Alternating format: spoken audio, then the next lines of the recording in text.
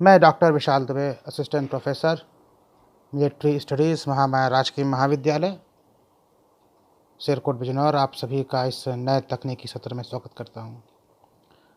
आज का जो हमारा जो चैप्टर है वो है भारत पाकिस्तान का जो प्रथम युद्ध हुआ था 1947 से, और जिसका अंत 1 जनवरी 1949 को हुआ था संघर्ष विराम के तौर पे। आज मैं आपको उस प्रथम भारत पाकिस्तान युद्ध के बारे में बताना चाहूँगा। लेकिन मैं इस चीज़ को शुरू करूं, थोड़ा सा मैं आपको एक ब्रीफ में पीछे ले जाता हूं। और जो हमने अपना तकनीकी सत्र जो लास्ट जहां पे ख़त्म किया था, उससे आपको मैं थोड़ा सा आगे फिर से एक बैकग्राउंड के तौर पे ले चलूँगा, ताकि आपका ध्यान इस ओर ये जाए और आप समझ सकें कि आखिर इस युद्ध की नौबत क्यों आई, इसके पीछे कौन कौन लोग थे, कौन कौन लोग पर्दे में थे, कौन सामने थे, और ऐसा क्यों हुआ कि ये युद्ध हुआ। क्योंकि देखिए, बहुत सी चीज़ें हैं। हमारा तो जैसे इस विषय के विद्यार्थी के रूप में एक लंबा काल रहा है, लेकिन आप सभी लोग जो बिल्कुल इसके नए विद्यार्थी हैं, उनके लिए मैं बताना चाहूँगा कि देखिए, अगर हम पहले भारत पाकिस्तान युद्ध 1947 से 1 जनवरी 1949 की बात करते हैं, जिस दिन उसका संघर्ष विराम हुआ था, तो मैं आपको थोड़ा सा ब्रीफ में अब कश्मीर के बारे में बताता हूँ। देखिए, एक सोबराओं का युद्ध हुआ था, और पहले कश्मीर पंजाब रियासत में आती थी, और अंग्रेज़ों के साथ सिखों का युद्ध हुआ था। उस सोबराओं युद्ध के बाद सिख हार गए थे। सिख खुद नहीं हारे थे, सिखों को हराने में सिखों के ही लोगों ने आपस में दगाबाजी की थी, गद्दारी की थी। उसके चक्कर में ये बेचारे हार गए थे, और अंग्रेज़ों ने, जैसी इनकी नीति रही होती है, $1.5 करोड़, एक लंबा, ये था 1.5 करोड़ पाउंड मेरे ख्याल से, ऐसे कुछ एक लंबा अमाउंट था, उसका हर्जाना इन पे थोपा था। तो बेचारे कहाँ से देते, सिख भी। तो उस समय क्या हुआ था, एक सिख नेता होते थे, उनका नाम था गुलाब सिंह। तो गुलाब सिंह को 10 लाख पाउंड में कश्मीर को बेच दिया गया। अब हरी सिंह उसी वंश परंपरा के थे, वो वहाँ पर बाद में राजा बने। उन्होंने ही भारत के साथ समर्पण किया था, उनके साइन से हम, और उनके साइन से कश्मीर भारत में शामिल हुआ था। तो अभी आपको मैं यहाँ तक ले आया, अब मैं आपको थोड़ा सा फिर से पीछे ले चलता हूँ। हालांकि ये स्टोरी जो भी मैं बताने जा रहा हूँ, हो सकता है कि शायद आपको मैं 370 के चैप्टर में या कश्मीर के चैप्टर में बताऊँ, लेकिन अगर अभी नहीं बताऊँगा तो शायद आपको चीज़ें आगे समझ में नहीं आएंगी। क्योंकि इस विषय के साथ सबसे बड़ी खासियत क्या है कि इसमें युद्ध नीति के साथ साथ कूटनीति भी शामिल होती रहती है, और एक अंतर्राष्ट्रीय परिदृश्य भी आपको समझना पड़ेगा कि अंतर्राष्ट्रीय इंटरनेशनल सिनारियो में उसमें क्या हो रहा था। देखिए, इंटरनेशनल सिनारियो में उस समय जो सबसे बड़े जो बुरे हालात थे वो ये थे कि पर्ल हार्बर पर आपको मालूम होगा कि सेकेंड वर्ल्ड वार में जापानियों ने अटैक करने के बाद अमेरिका को नींद से जगा दिया था, और उसका बदला लेने के लिए अमेरिका ने अगस्त 1945 में 2 एटम बम जापान के हिरोशिमा और नागासाकी पर गिराया था। इसके बाद वर्ल्ड वार 2 का समापन हुआ, और अमेरिका एक नई शक्ति के रूप में सामने आया। अमेरिका ही नहीं, अमेरिका के साथ साथ सोवियत संघ भी एक शक्ति के रूप में सामने आया। अब देखिए, अभी तक सिर्फ ब्रिटेन होता था, अब सोवियत संघ भी आ गया। ठीक है, तो सोवियत संघ और अमेरिका, एक पूंजीवादी मानसिकता का व्यक्ति, दूसरा साम्यवादी का, इस तरह 2 नए देश विश्व के मानचित्र पर उभरे, जो कि एक हीरो के तौर पे थे। आगे दोनों चल करके कोई एक साम्यवादी ध्रुव का नेता बनेगा, एक पूंजीवादी का, फिर नाटो पैक्ट होंगे, उसके अलावा वार्सा पैक्ट होगा। जब समय आएगा तो मैं बताऊंगा। अगस्त 45 में इस एटम बम के परीक्षण के बाद, मतलब सॉरी प्रयोग के बाद सेकेंड वर्ल्ड वार समाप्त हो जाता है और दुनिया फिर से एक तरीके से जो इस द्वितीय विश्व युद्ध के बाद जो मौतें हुई थी है उसके बाद कुछ दिन के लिए ठंडी हो जाती है। संयुक्त राष्ट्र संघ की कल्पना पेश होती है। उसके बाद सिर्फ भारत को ही नहीं कई देशों को आज़ादी मिल जाती है, क्योंकि मेन उसमें जो सबसे बड़ा जो गुलाम बनाने वाला देश था वो था इंग्लैंड। और उसके बाद जैसे ही सबको आज़ादी मिलती है फिर संयुक्त राष्ट्र संघ में सब लोग मेंबर बनने लगते हैं। एक लहर से दौड़ती है कि भाई अब विश्व में नया सवेरा आएगा, ब्रिटेन ख़त्म हो चुका है। ख़त्म क्या, एक तरीके से कहेंगे ख़त्म ही हो गया। जिसमें कभी सूरज ना डूबता हो, आज वो एक अपने एक चार दीवारी के अंदर सीमित हो जाए तो उसके लिए बहुत एक शर्म की बात थी कि अपनी वो द्वितीय विश्व युद्ध में अपना वो वर्चस्व स्थापित करके नहीं रख पाया। एक नया फैक्टर भी सामने आता है कि देखिए, जहाँ तक मेरा मानना है, मेरा एक इस विषय के विद्यार्थी काल में एक रहने के बाद जो मुझे समझ में आया कि या तो सेकेंड वर्ल्ड वार समाप्त नहीं हुआ, उसका रूप बदल गया, और या फिर तृतीय विश्व युद्ध भी एक तरीके से उसके साथ ही शुरू हो चुका था, जिसको किसी ने पकड़ा नहीं। कारण क्या था कि जैसे ही ये सेकेंड वर्ल्ड वार ख़त्म होता है उसके बाद अमेरिका और रूस सोवियत संघ में आगे बढ़ने के लिए कोल्ड वार शुरू हो जाती है।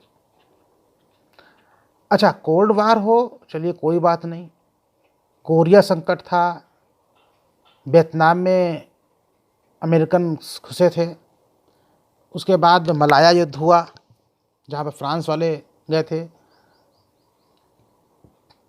क्यूबा मिसाइल संकट हो, भारत पाकिस्तान संघर्ष हो, भारत चीन संघर्ष हो। अगर आप देखिए तो युद्ध कहीं पर रुका नहीं। और सबसे बड़ी बात क्या है, इसी सेकंड वर्ल्ड वार के बाद जिसको हमने कहा था कोल्ड वार आता है, कोल्ड वार की पराकाष्ठा में 1979 में सोवियत संघ अफगानिस्तान में घुस जाता है। तो अगर एक चीज़ देखी जाए तो कहीं ना कहीं संघर्ष बंद नहीं हुए थे, इसीलिए मैंने इन शब्दों का प्रयोग किया है। या तो सेकंड वर्ल्ड वार ख़त्म नहीं हुआ, उसका रूप बदल गया, या एक नए रूप में थर्ड वर्ल्ड वार सामने आया था जिसको हम पकड़ नहीं पाए। अब हम लौटते हैं अपने भारत में। मैंने आपको इतना बता दिया कि उस समय विश्व परिदृश्य क्या चल रहे थे। विश्व परिदृश्य में संघर्ष ऑफिशियल ख़त्म हो चुके थे, लेकिन अंदर अंदर तलवारें भी खिंची हुई थी और साथ अभी खिंचना और बाकी था। दुनिया एक तरीके से ध्वस्त अर्थव्यवस्था से फिर से निकलने का प्रयास कर रही थी। उसी समय दो नवांकुर राष्ट्र वर्ल्ड मैप में सामने आए थे, एक भारत, एक पाकिस्तान। देखिए, अब संघर्ष की कहानी अब यहीं से शुरू हो जाती है। अब आपको इस भारत पाकिस्तान के युद्ध के मंच पर और मंच के पीछे, पर्दे के पीछे कुछ लोग मिलेंगे। जो कुछ लोग मिलेंगे सामने, वो नेहरू, जिन्ना, माउंटबेटन और हरि सिंह होंगे। जो पर्दे के पीछे लोग मिलेंगे वो होंगे गांधी जी, रामचंद्र काक, गोपाल स्वामी अयंगर, भीमराव अंबेडकर जी, और भी ऐसे कई लोग अब आपको इसके पीछे मिलते रहेंगे। अब हम चलते हैं अपने आगे की तरफ। देखिए, अंग्रेज जब यहाँ का जब बंटवारा करके गए, उन्होंने दो हिस्सों में भारत को बांटा। अंग्रेज तो यहाँ से चले गए ऑफिशियली, लेकिन वास्तव में कैसा हुआ था नहीं। पंडित जवाहरलाल नेहरू ने माउंटबेटन को रोक लिया था और ये कहा था कि स्वतंत्रता के बाद पहला गवर्नर जनरल का पद हम आप ही को देंगे। अब भाई ये बात समझ में नहीं आती, जिससे आपने आज़ादी ली उसी को आप फिर से बना देते हैं गवर्नर जनरल। तो भारत के पहले आज़ादी के बाद पहले गवर्नर जनरल बनते हैं माउंटबेटन, लुई माउंटबेटन। एक ख़राब बात थी, होना नहीं चाहिए था, लेकिन हुआ। पाकिस्तान ने जिन्ना को चुना। अच्छा, अब एक बात आती है कि 14 अगस्त को वो आज़ाद हुए, 15 अगस्त को हम क्यों हुए? तो भारत ने नई आज़ादी को नए सवेरे के साथ मनाया।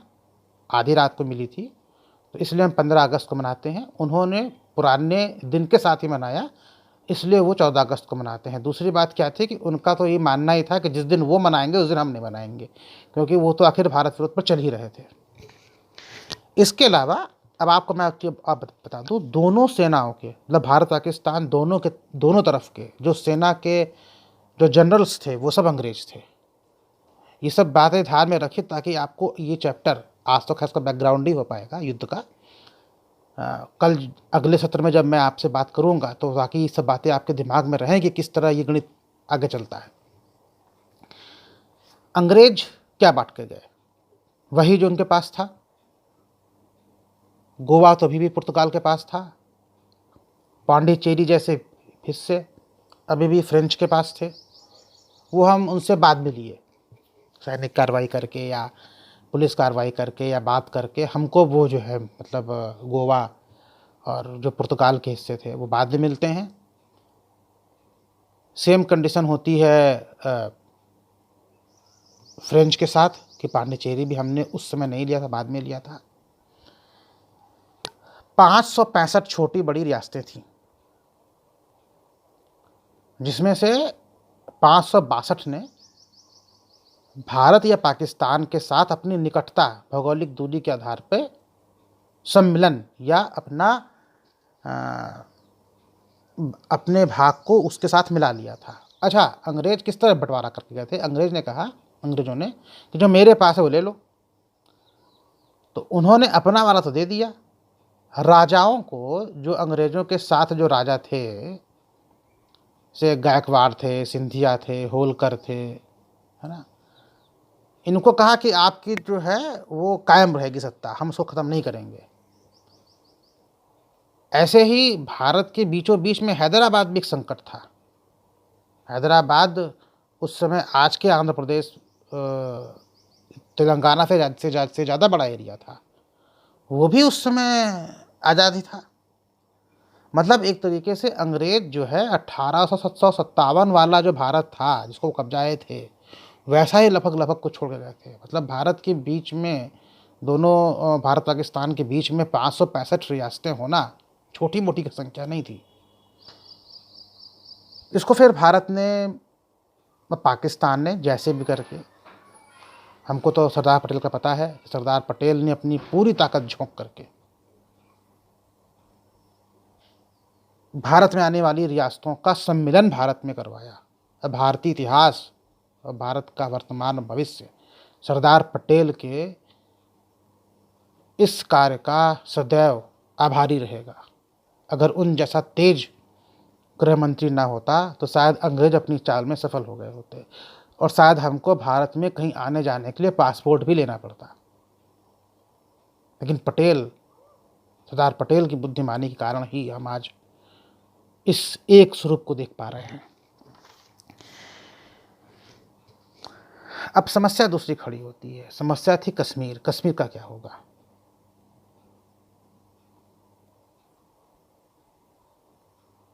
कश्मीर की समस्या यह थी कि कश्मीर के जो राजा साहब थे वो डिसाइड नहीं कर पाए थे कि हम किधर जाएं, भारत में रहें या पाकिस्तान में जाएं। इसके साथ साथ ये समस्या जूनागढ़ की भी थी, जो गुजरात में पड़ता है। तो जूनागढ़ के राजा साहब तो रातों रात भाग गए पाकिस्तान। हैदराबाद में सरदार पटेल को पुलिस कार्रवाई करनी पड़ी और वहाँ के रजाकारों की जो सेना थी उससे निपटने के लिए पुलिस कार्रवाई करके कब्जा करना पड़ा। कश्मीर के राजा साहब डिसाइड नहीं कर पाए थे। वो डिसाइड क्यों नहीं कर पाए थे, अभी इसी की बात का हम जिक्र आपसे आगे करेंगे। अब हम थोड़ा सा आपको पीछे की तरफ ले चलते हैं, एक और बैकग्राउंड में, कि उस समय और ऐसा क्या घटनाक्रम हो रहा था जिसका हम जिक्र आपसे करना चाहते हैं। देखिए, बंटवारा हो गया था, लेकिन आबादी का बंटवारा नहीं हुआ था। कहने का मतलब क्या है? एक तो महान आपदा थी इस शताब्दी की, पिछली शताब्दी की, विभाजन। और विभाजन के समय ये कहा गया था कि आबादी नहीं बटेगी, जिसको आना जाना है चले जाओ हिंदू मुस्लिम में, लेकिन आबादी का विभाजन नहीं होगा। डॉक्टर भीमराव अम्बेडकर कहते थे कि जब बंटवारा ही कर रहे हो धर्म के आधार पे, हिंदू मुस्लिम के, कि भाई जिन्ना ने तो कहा था ना कि धर्म के आधार पर हम दो राष्ट्र हैं, हिंदू और मुस्लिम, तुम साथ में नहीं रहेंगे। तो डॉक्टर अम्बेडकर का कहना था कि जब धर्म के आधार पर जब डिमांड करी थी तो अब धर्म के अकॉर्डिंग अपने अपने वो बांट लो, लेकिन वो हुआ नहीं। नेहरू जी भी इसके लिए तैयार नहीं थे। अब सवाल ये है कि अगर आपने धर्म के आधार पर पाकिस्तान बनाया, लेकिन आप धर्म के आधार पर जनता का बंटवारा नहीं कर रहे हैं, तो फिर तो पाकिस्तान बना ही नहीं।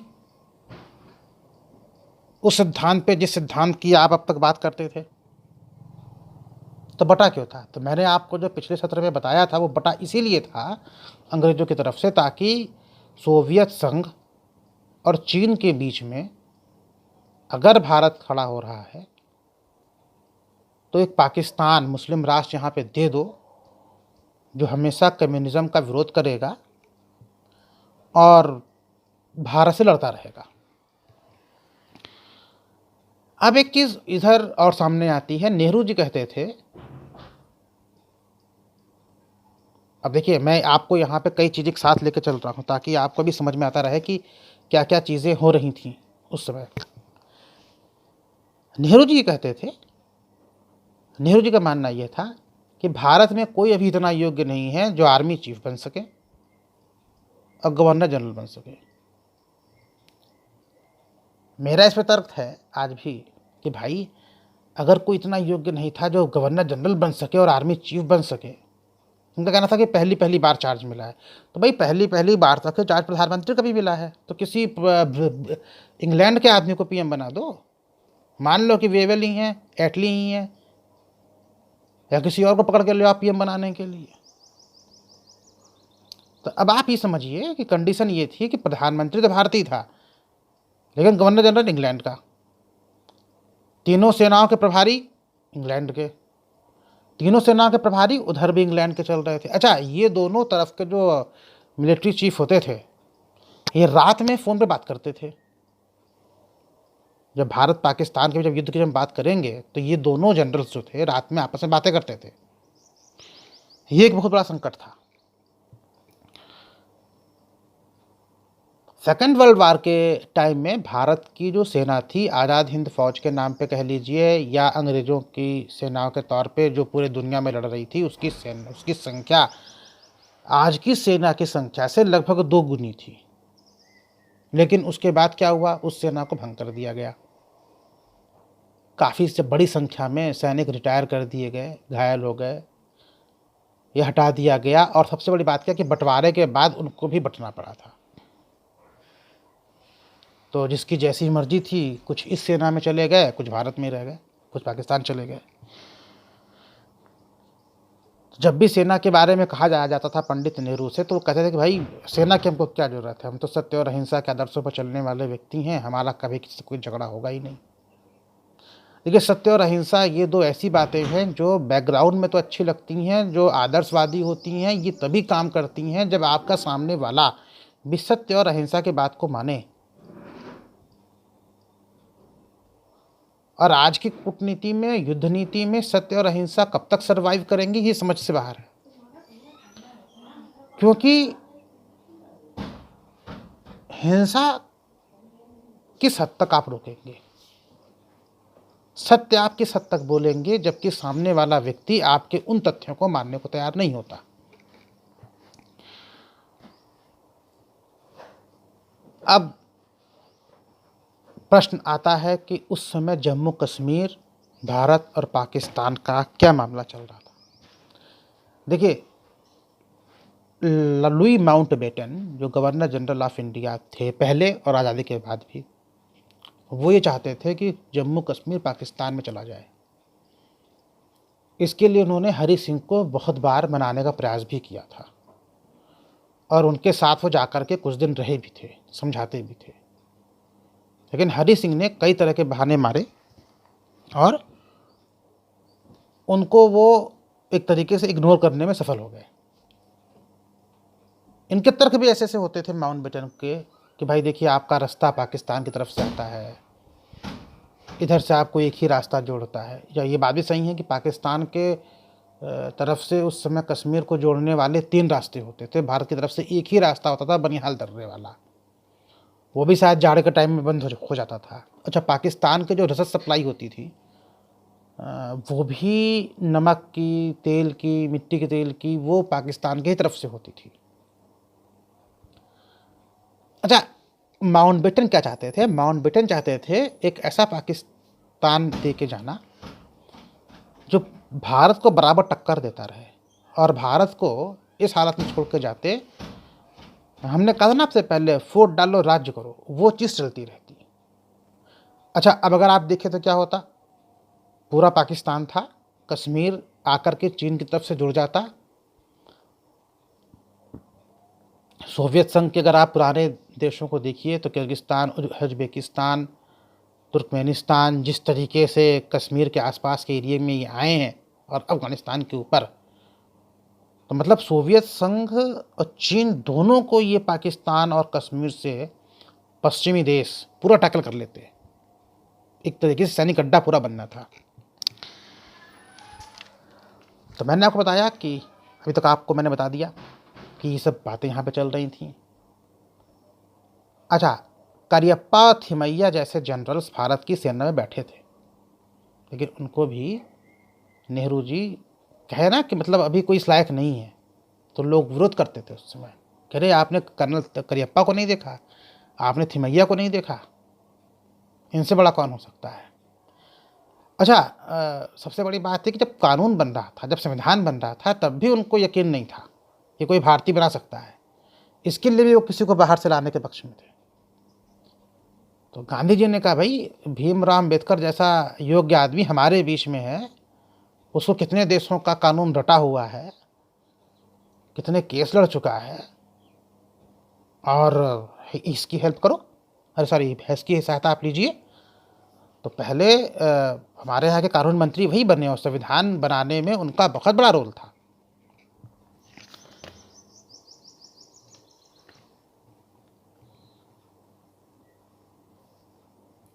देखिए, भारत पाकिस्तान के जब बंटवारे की बात चल रही थी, तो मैंने आपको बताया कि माउंटबेटन जाकर के हरि सिंह के पास कुछ दिन रुके थे, और इन्होंने उनको इस तरह से वो करना चाहा कि पाकिस्तान चले जाएं। जब ये नहीं शामिल हुए, फिर क्या होता है, अब जिन्ना अपने कुछ आदमी भेजते हैं। आदमी अपने क्या भेजते हैं,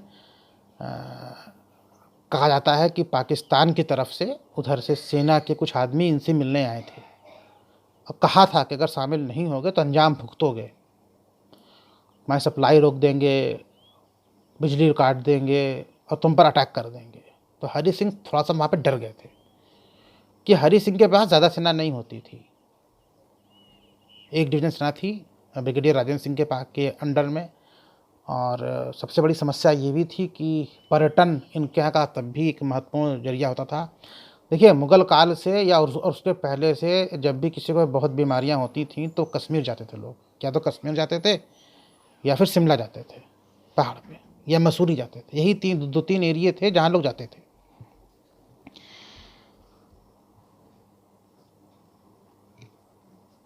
अब पाकिस्तान ने क्या किया, आज़ादी के बाद इसको अपने में शामिल कराने के लिए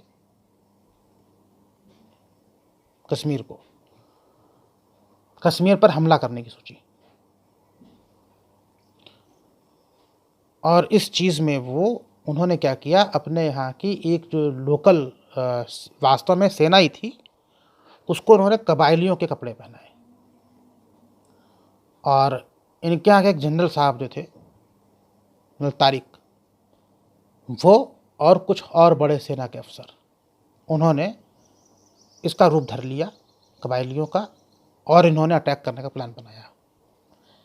अच्छा, देखिए उस समय क्या होता है, ऐसा नहीं था कि भारतीय नेतागण इन चीज़ों से जानकार नहीं थे या नहीं समझ रहे थे, सब समझ रहे थे। अगर आप उस समय सरदार पटेल और नेहरू की चिट्ठियाँ पढ़िए तो इस चिट्ठियों में लिखते हैं, पटेल जी जो थे उन्होंने चीन के विषय पर भी और पाकिस्तान के विषय पर भी पंडित नेहरू को कई चिट्ठियाँ लिखी हैं और बताया है कि आप ऐसा करिए, वैसा करिए। ये अलग बात है कि फिर उनकी बातों को पर ध्यान नहीं दिया गया और भारत को आज़ादी के कुछ सालों के अंदर ही 2 युद्ध झेलने पड़े।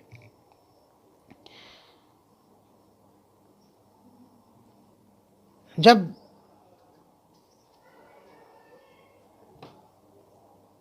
आज़ादी के पहले की मैं आपको घटना बताता हूँ। पंडित नेहरू किसी काम से या किसी आंदोलन में शामिल होने के लिए कश्मीर गए थे।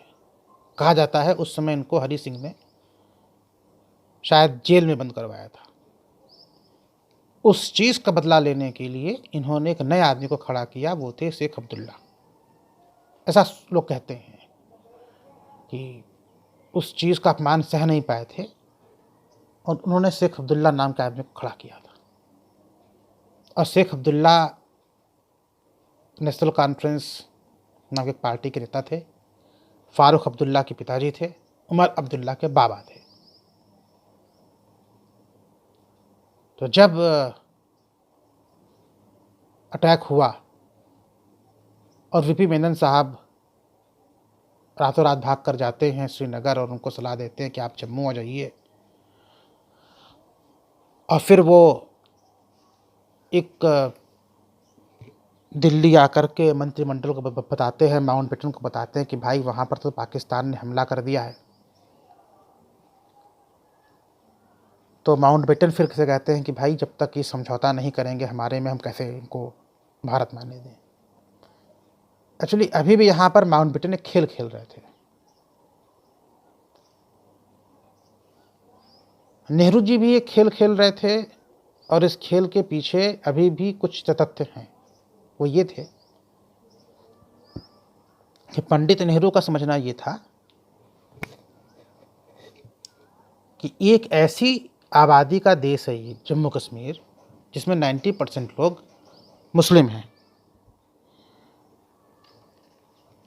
तो क्यों ना ऐसा कुछ किया जाए कि हम इनसे ये कहें कि भाई देखो, अगर वो हिंदू वाला टैग लगता, हरि सिंह हिंदू हैं, सरदार हैं, तो उस टैग से अच्छा है कि हम कहते हैं देखो मुस्लिम पॉपुलेशन और मुस्लिम नेता वही भारत में शामिल हो रहा है। ये तो फैक्ट था। ये मतलब चाहते थे पंडित नेहरू। माउंटबेटन ये चाहते थे कि अगर ये शर्त लगा दो कि जब तक सम्मेलन नहीं करोगे नहीं आने देंगे। तो वो एक बार जब माउंटबेटन जा कर के उनको मनाए थे, वो काम नहीं हो पाएगा, काम वो नहीं हो पाया था। तो फिर थोड़ा सा भड़का भड़की होगी हरि सिंह के नाम की। हरि सिंह जो चार्ज क्यों सौंपे शेख अब्दुल्ला को? जब वास्तव में बात सही है भाई, जब अगर आपको चार्ज देना है, अगर हमें अपनी संपत्ति किसी को दान देनी है तो हम उसको भी संपत्ति देंगे। हम अपना प्रशासक क्यों किसी को बनाएंगे कि ये देखेंगे जिसको हम जानते भी नहीं। अच्छा, हरि सिंह और शेख अब्दुल्ला की आपस में बनती भी नहीं थी, बस समझिए। मतलब यहाँ पे 3 पार्टी हो गए, नेहरू हो गए एक पार्टी शेख अब्दुल्ला हो गए, एक पार्टी हरि सिंह जी भी हो गए, और माउंटबेटन सारा खेल पीछे से खेल रहे हैं। आप लोग फिर से एक बात समझिए, हरि सिंह चाहते थे भारत में सम्मेलन करना। नेहरू ने कहा आप पहले चार्ज शेख अब्दुल्ला को सौंपिए। वो ये दिखाना चाहते थे जिन्ना को कि देख लो, इतनी बड़े एक प्रांत का नेता, मुस्लिम जाबादी, मुस्लिम व्यक्ति भारत में खड़ा होकर कह रहा है कि साहब हम जो है आप में सम्मेलन कर रहे हैं, और तुमने जो कहा था कि धर्म के आधार पर हम बंटवारा कर रहे हैं, हमने उसको फेल कर दिया। क्यों फेल कर दिया? कांग्रेस कभी नहीं चाहती थी कि 2 देश बने। उस थ्योरी में क्योंकि नेहरू हार गए थे, 2 राष्ट्र बन गए थे, इसलिए उस बात का बदला लेने के लिए पंडित नेहरू ने यहाँ पे शेख अब्दुल्ला को चूज किया। माउंटबेटन क्या सोच रहे थे कि भाई अगर हमारी बात तब नहीं माना, और अगर अब भी ये बात नहीं मानता है चार्ज देने की शेख अब्दुल्ला को, तो तब तक तो आखिर पाकिस्तान वाले यहाँ पे आकर कब्जा कर ही लेंगे कश्मीर पे, और वो पाकिस्तान का हो जाएगा। अब क्या कर पाएंगे नेहरू, क्या कर पाएंगे हरि सिंह? कि एक भेड़िया बैठा था माउंटबेटन के तौर पे। हम आप देखिए, बात समझिए, हम देशभक्त हो सकते हैं, हमारे देश का मुद्दा था, और भी लोग हो सकते हैं, लेकिन उस आदमी से क्या मतलब जो बाहरी था, जो विदेशी था? बात को समझिए कुछ देर के लिए। तो अब यहाँ पर ये जो 3-4 पार्टी थे, सबका अपना अपना इंटरेस्ट था और ये बातें सबके सामने लाई गई।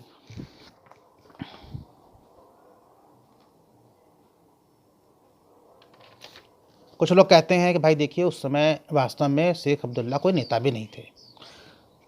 जम्मू वाले उन्हें कुछ मानते नहीं थे ही नहीं। लद्दाख का मामला ही अलग है, वो सब बौद्ध है।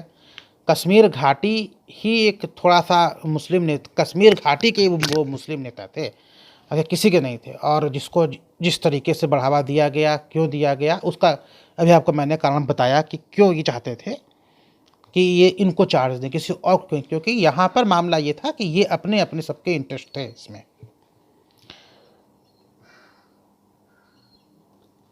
जब पहली बार देखिए चुनाव होता है तो कहा जाता है कि नेशनल कॉन्फ्रेंस को एक भी सीट नहीं मिलती,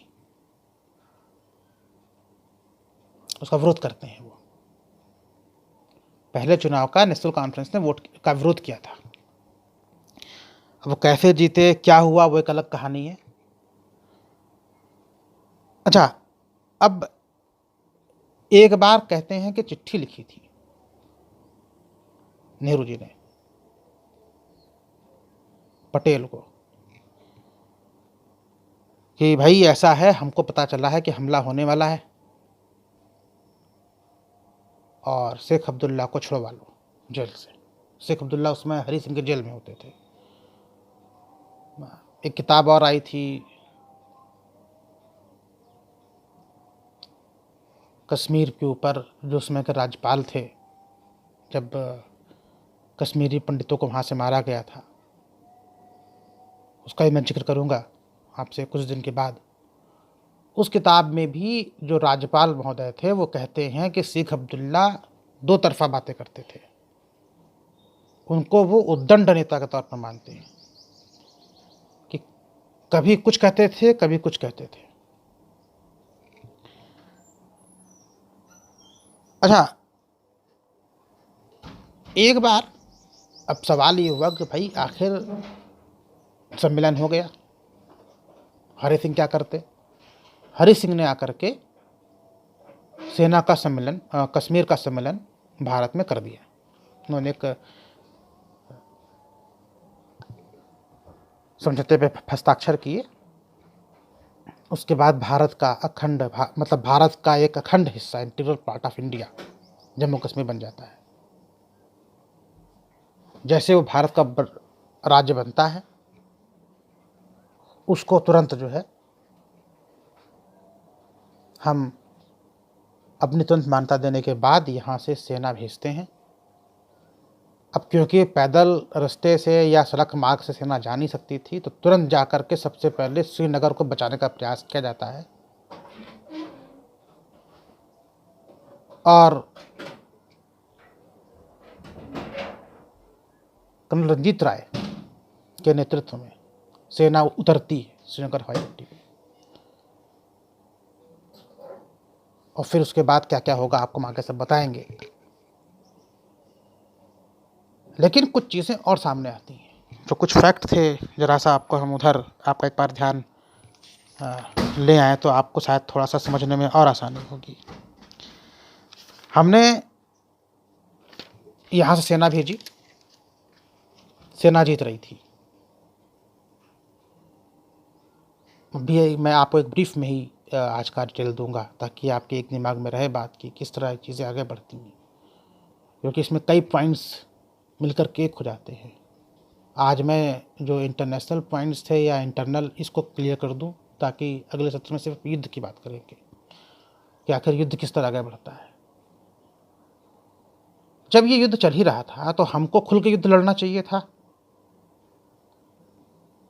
जब युद्ध में आ गए तो आ गए, या तो भाई कूटनीति पहले कर लेते, बातचीत करनी थी पहले कर लेते। देखिए, युद्ध जब हो जाता है शुरू तो फिर युद्ध के बाद कुछ नहीं होता, फिर सेना को फ्री छोड़ दीजिए। यहां पर इनसे ये भी नहीं हुआ, सेना को फ्री नहीं किया गया। क्यों? कहा था ना कि भारत में कोई योग्य नहीं है। जब दोनों तरफ के जनरल्स जब अंग्रेज थे तो ये रात में बात करते थे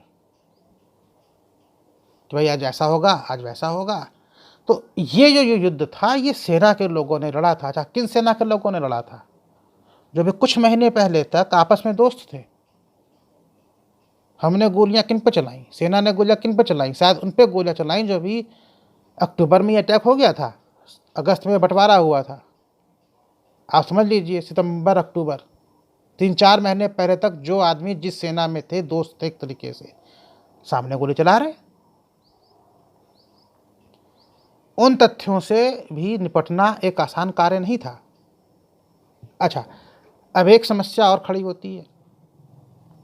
अचानक माउंटबेटन नेहरू साहब से कहते हैं कि भाई देखो, युद्ध कब तक करोगे?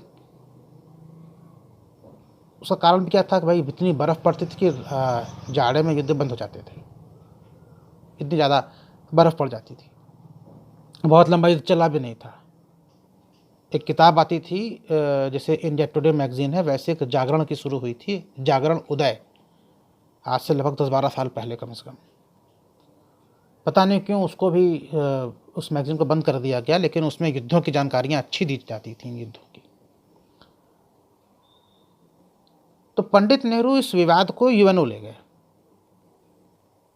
संयुक्त राष्ट्र संघ के चार्टर में 2 तरह के युद्ध की बातें होती, या तो आप आर्टिकल 51 में कहते कि भाई हम पर अटैक हुआ है और हमको आत्मरक्षा का अधिकार है। आप वकील थे, कानूनों के ज्ञाता थे, उसको चूज करते आर्टिकल 51 आत्मरक्षा का अधिकार, और पाकिस्तान पर पूरा बल प्रयोग खुल के करते। वो नहीं किया। आप इस पर भी नहीं गए कि हम पे हमला हुआ, आप किस पे गए? विवादों का निपटारा। तो जब विवादों का जब निपटारे में जब चले गए तो भाई वो तो पश्चिमी ताकतें तो बैठी थी देखने के लिए, और आज तक मामला वहां पे चल रहा था।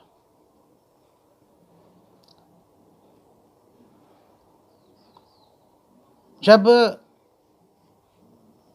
डॉक्टर अंबेडकर के पास भी शेख अब्दुल्ला साहब कई बार गए थे ये कहने के लिए कि भाई ऐसा करो 370 जोड़ दो, तो 370 के सबसे बड़े खिलाफत करने वाले कोई अगर थे तो बाबा साहब अंबेडकर थे। उन्हें पता था कि बहुत ख़राब चीज़ है ये 370, लेकिन बहुत माथापच्ची के बाद, बहुत झल्लाहट के बाद, गुस्से के बाद, कहा सुनी के बाद उन्होंने उसको 370 को जोड़ तो दिया, लेकिन उन्होंने उसमें एक प्रावधान कर दिया अस्थाई। देखिए, बाबा साहब का संविधान बहुत बढ़िया है, उसमें हर चीज़ की चेंजेस की संभावना है,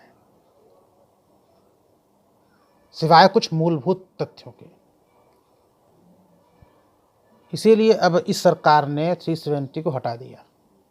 अस्थायी था वो, किस तरह हटाया, क्या प्रावधान थे, भी इसको हम कभी अगले सेशन में इसकी चर्चा करेंगे। हमने आपको आज इन सब बारे में सिर्फ इसलिए बताया ताकि आपको ये चीज़ समझ में आ जाए कि आखिर हम आज युद्ध की बात करने जा रहे हैं।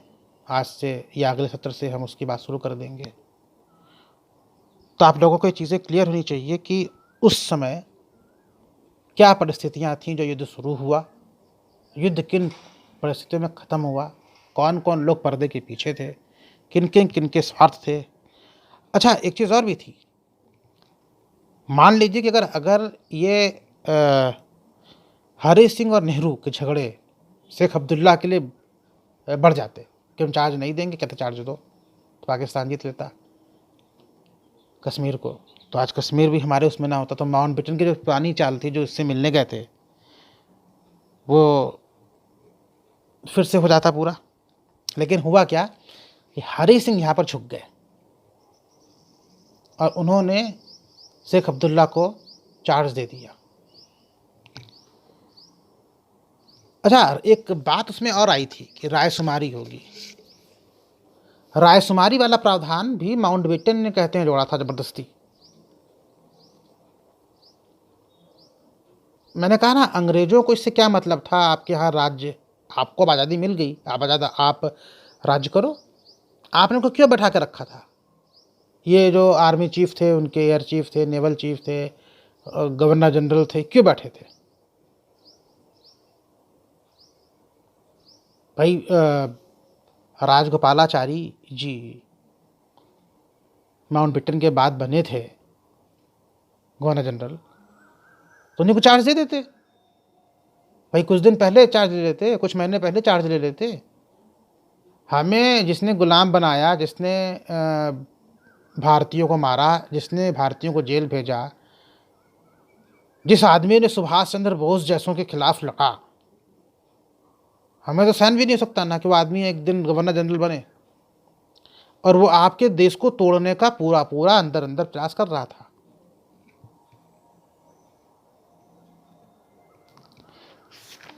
लेकिन शायद विधाता का कुछ और मंजूर था, और हरि सिंह ने शेख अब्दुल्ला को अपना चार्ज दे दिया। अब उसके बाद क्या कहानी उठती है, किस तरह शेख अब्दुल्ला, फारूक अब्दुल्ला, उमर अब्दुल्ला रियासत में और सियासत में आगे आते हैं, कश्मीर की कहानी कहाँ ले जाती है, ये आपको मैं जिक्र करूँगा किसी एक अलग दिन, 370 और कश्मीर के ऊपर ही पूरा पूरा। लेकिन अभी आज आपको मैंने बता दिया कि जब देश आज़ाद हुआ उसके पहले का बैकग्राउंड क्या था, कश्मीर का युद्ध की शुरुआत किस पृष्ठभूमि में हुई, कौन कौन लोग उसके बैकग्राउंड में थे, और किस तरह ये खेल आगे बढ़ता है। लेकिन अगर किसी ने बचाया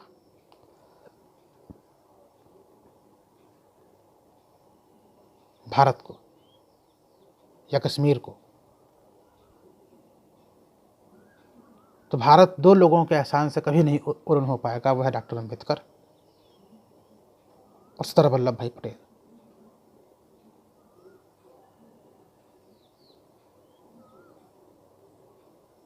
तो आज का तकनीकी सत्र यहीं पर मैं समाप्त करता हूँ। आशा करता हूँ कि आप सभी को राजनीति की ये कहानियाँ अच्छी लगी होंगी। ये कहानियाँ ही थीं। अब अंतर्राष्ट्रीय परिदृश्य की थोड़ी बहुत आपको उस समय के अंतर्राष्ट्रीय परिदृश्य की झलक मिल गई होगी। देखिए, ये अंतर्राष्ट्रीय परिदृश्य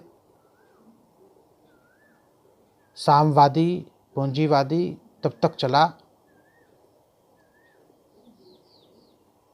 इसके साथ साथ बीच में एक गुटनिरपेक्ष आंदोलन भी आया, जिसके अगवा भारत था, इंडोनेशिया के एक नेता थे सुकर्णो, एक तीसरा गुट था। 79 में जब अफ़गानिस्तान में जब सोवियत संघ आता है, तो उसके बाद सोवियत संघ का विभाजन होता है और फिर से पूंजीवादी आगे बढ़ जाते हैं।